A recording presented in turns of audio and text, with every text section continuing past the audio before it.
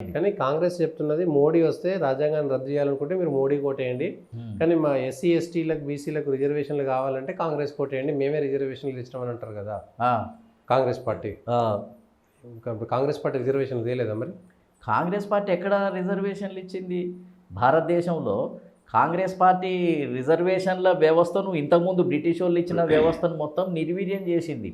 నిర్వీర్యం చేసి reservation system ఏందనంటే అసలు ఆ రాజ్యాంగ రచనలో బీసీలకు 340 అనే ఒక ఆర్టికల్ పెట్టింది. ఆ ఆర్టికల్ ప్రకారము అసలు 340 అనేది బీసీలకు రాజకీయ రిజర్వేషన్లు కల్పించడానికి పొందుపరచబడ్డది. అంటే ఎంపీ ఎమ్మెల్యేలకు కూడా పొందుపరచాలని 340 పొందుపరచడం జరిగింది. కానీ ఆ 340 తీసేసి అసలు 340ని అమలే కాకుండా విద్యా ఉద్యోగ రంగాలకే పరిమితం చేసింది. చివరికి కాకా కాలేల్కర్ కమిషన్ అని ఒక దాన్ని వేసి దాన్ని నిర్వీర్యం చేసేసింది. తర్వాత చివరికి ఏంటిది అని అంటే బీసీలకు విద్యా ఉద్యోగ రంగాల్లో రిజర్వేషన్లు లేకుండా పోయినాయి. రాజకీయ రిజర్వేషన్లు ఏమో 340 ఆర్టికల్ ప్రకారం ఎవరు బీసీలు అని ఒక కమిటీ వేసి దాన్ని నిర్వచించాలి అని చెప్పటంతో ఇంకా బీసీలకు రాజకీయ రిజర్వేషన్లు కూడా లేకుండా పోయినాయి. ఇవన్నీ కాంగ్రెస్ పార్టీ చేసినటువంటి దుర్మార్గాలే. ఏది అసలు కొత్తగా రాజ్యాంగం ఏర్పడ్డప్పుడు 1950లో రాజ్యాంగం ఏర్పడ్డది. ఏర్పడ్డప్పుడు అప్పుడు తమిళనాడు ప్రాంతంలో పెరియార్ రామస్వామి అసలు మేము బ్రిటిష్ కాలంలో బీసీలకు రాజకీయ రిజర్వేషన్లు ఉన్నాయి, విద్యా ఉద్యోగ రంగాల్లో రిజర్వేషన్లు ఉన్నాయి, స్వాతంత్రం వచ్చినాక కొత్త రాజ్యాంగంలో మా బీసీలకు ఎట్లా రిజర్వేషన్లు ఉన్నాయి, ఇదేమి న్యాయము, అసలు మా బీసీల రిజర్వేషన్లే లేని రాజ్యాంగం మాకు అక్కర్లేదని తగలబెట్టిండు రాజ్యాంగాన్నే. అసలు ఆశ్చర్యం ఎవరికి తెలియదు ఈ విషయం. తమిళనాడులో భారత రాజ్యాంగాన్ని 1950లో ఆమోదించిన రాజ్యాంగాన్ని తగలబెట్టిండు పెరియార్ రామస్వామి. ఎందుకు?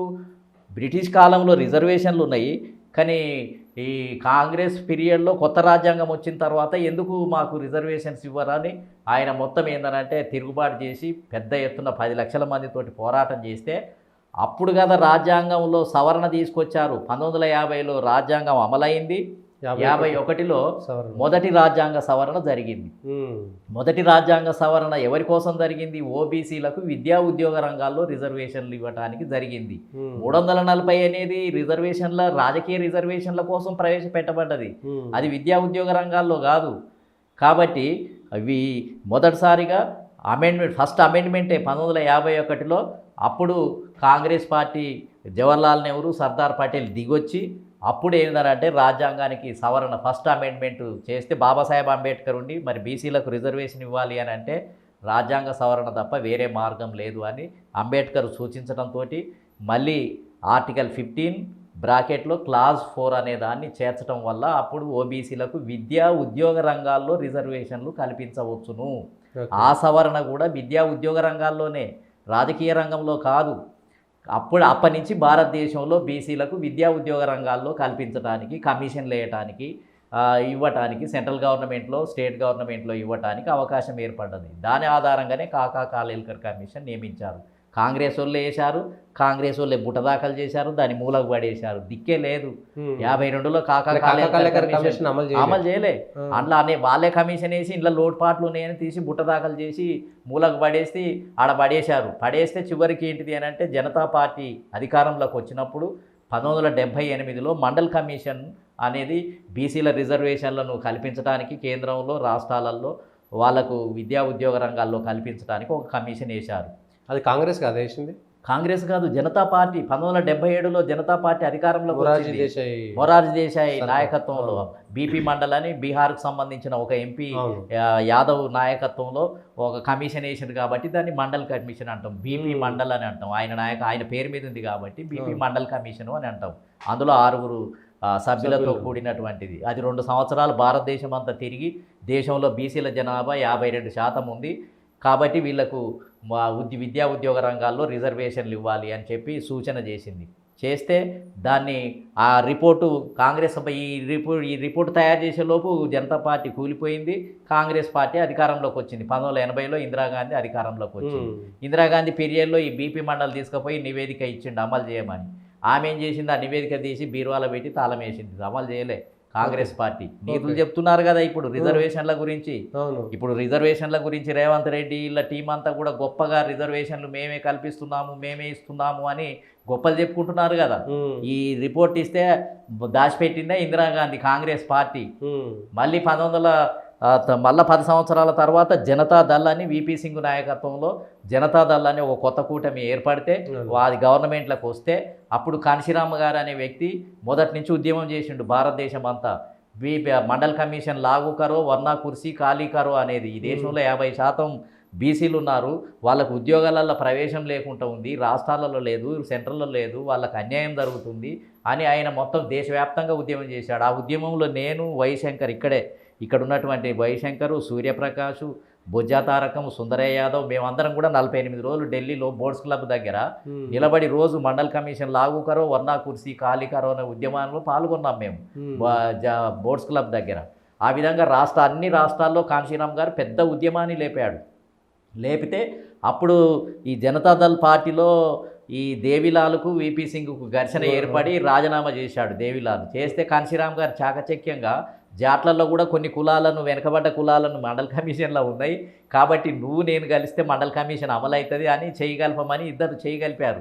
కలిపి ఆగస్టు 9వ తేదీ నాడు ఢిల్లీ చుట్టుముట్టాలి, 10 లక్షలు 15 లక్షల మందితో బహిరంగ సభ పెడదాం మండల్ కమిషన్ అమలు కోసం అని డేట్ డిక్లేర్ చేశారు.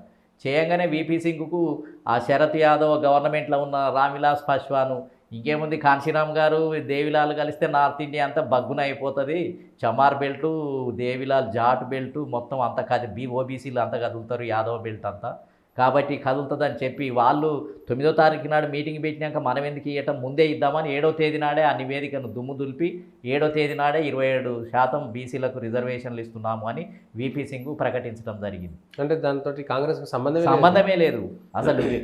మండల్ కమిషన్ అమలుకు సంబంధం లేకపోగా ఢిల్లీలో కాంగ్రెస్ పార్టీ ఏం చేసిందంటే ఈ క్రెడిట్ ఇక్కడెక్కడ పోతుందని అగ్రవర్ణాలను అంతా మూటగట్టి జవహర్లాల్ యూనివర్సిటీ, ఢిల్లీ యూనివర్సిటీ పిల్లలను అందరినీ విద్యార్థులతోటి యాంటీ రిజర్వేషన్ మూవ్మెంట్ను ప్రారంభించింది కాంగ్రెస్ పార్టీ యాంటీ రిజర్వేషన్ పెట్టి పిల్లల్ని ఒక అతను గోస్వామి అనుకుంటా, ఒక అబ్బాయిని బ్రాహ్మణ అబ్బాయిని అనుకుంటా, అతను మీటింగ్కి వచ్చి ఉద్యమంలో ఉంటే అతని మీద కిరసనాయిలు పోసి అగ్గిపుల్లు వేశారు. ఎందుకంటే ఆ బగ్గున మండిపోతే ఈ రిజర్వేషన్లు అమలు కాకుండా పోతాయని ఆత్మాహుతులు చేసుకున్నారని క్రియేట్ చేయడం కోసం సృష్టించి అంత నీచంగా ఆ ఉద్యమంలో ఆత్మాహుతులు జరిగినాయి కాబట్టి ఇది అమలు చేయడానికి వీల్లేదని. మరొక వైపు ఏంటంటే అద్వానీ రథయాత్ర మొదలు పెట్టాడు. ఇవన్నీ జరగటం వల్ల ఇక మొత్తం సుప్రీంకోర్టు స్టే ఇచ్చింది, ఇది శాంతి భద్రతల సమస్య, ఇది మొత్తం దేశం అంతా అల్లకల్లోలం అయిపోతుంది అని స్టే ఇచ్చారు దాని మీద. మరి ఈ ఉద్యమాన్ని అంతా అద్వానీ మీదకి నెట్టారు మళ్ళీ అబద్ధం పెట్టిందంతా ఆఖరి. ఇప్పుడు ఈడ కూడా అంతే కదా, మన దగ్గర ఎన్టీ రామారావు మురళీధర్ రావు కమిషన్ అమలు చేశాడు ఆయన అధికారంలోకి వచ్చినాక. మురళీధర్ కమిషన్ ఎవరు వేశారు? కాంగ్రెస్ పార్టీ వేసింది. ఏది బీసీల రిజర్వ్ శివశంకరు, అదేవిధంగా సర్దార్ గౌతులచ్చన్న, కొండలక్ష్మణ్ బాబూజీ వీళ్ళంతా బీసీలకు రిజర్వేషన్లు ఇక్కడ పెంచాలి, 25% ఉన్నాయి, అవి కూడా 78 నుంచి అమలు అయ్యాయి, ఇది చాలా తక్కువ ఉన్నాయని వీళ్ళు పోరాటం చేస్తే ఒకటి మురళీధర్ రావు గారి నాయకత్వంలో ఒక కమిషన్ వేసి బీసీల రిజర్వేషన్లను ఎట్లా పెంచవచ్చు అని ఒక కమిషన్ వేసింది.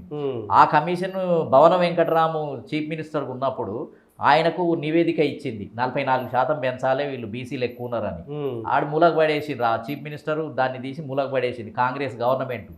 ఎన్టీ రామారావు పీరియడ్లో మళ్ళీ ఏం చేసిరు, సర్దార్ గౌతులచ్చన్న, కొండలక్ష్మణ్ బాబూజీ వీళ్ళంతా కలిసి తిరుపతిలో ఒక మీటింగ్ పెట్టి మురళీధర్ రావు కమిషన్ అమలు చేయాలి, బీసీల రిజర్వేషన్లు పెంచాలని ఉద్యమాన్ని ప్రారంభించడానికి ఒక డేట్ ఇచ్చారు. డేట్ ఇవ్వగానే పేపర్లో పడితే ఇంటెలిజెన్స్ రిపోర్ట్ ఇచ్చింది, ఎన్టీ రామారావు అధికారంలోకి వచ్చాడు. అప్పుడు ఎన్టీ రామారావుకి చెప్పారు, ఇట్లా వాళ్ళు అంతా ఏకమై ఉద్యమం చేస్తున్నారంటే దేనికోసం అని అంటే వాళ్ళకి రిజర్వేషన్లు పెంచాలి అని అడుగుతున్నారు అని అంటే, అరే మరి బీసీలే కదా మన తెలుగుదేశం పార్టీకి ఎక్కువ ఓట్లు వేసింది, వాళ్ళు ఉద్యమం చేసినాక నేను పెంచడం ఏంది, అదేది ఎక్కడుందో తీసుకురండి నేను అమలు చేస్తా అని వీళ్ళ మీటింగ్ జరగకముందే ఆ రిపోర్ట్ తీపిచ్చి మొత్తం బీసీల రిజర్వేషన్లను 25% నుంచి 44% పెంచుతూ జీవో ఇష్యూ చేయడం జరిగింది. మండల్ కమిషన్ ఇది అయింది.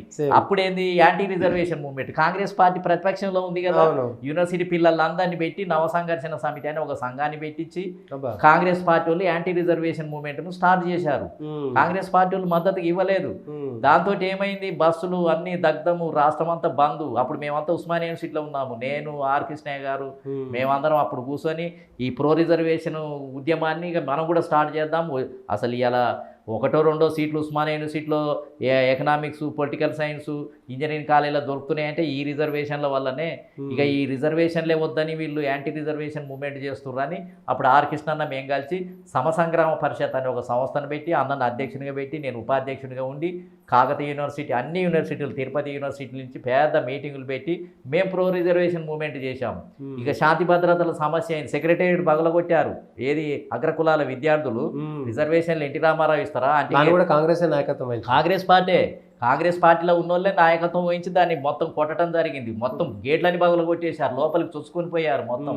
ఇంకా హైకోర్టు పిటిషన్ వేశారు, ఈ రిజర్వేషన్ల వల్లనే రాష్ట్రం అంతా అల్లకల్లోలం అవుతుందని పిటిషన్ వేస్తే శాంతి భద్రతల సమస్య, జనాభా లెక్కలు కూడా సరిగా లేనందువల్ల స్టే ఇస్తున్నామని స్టే ఇచ్చారు.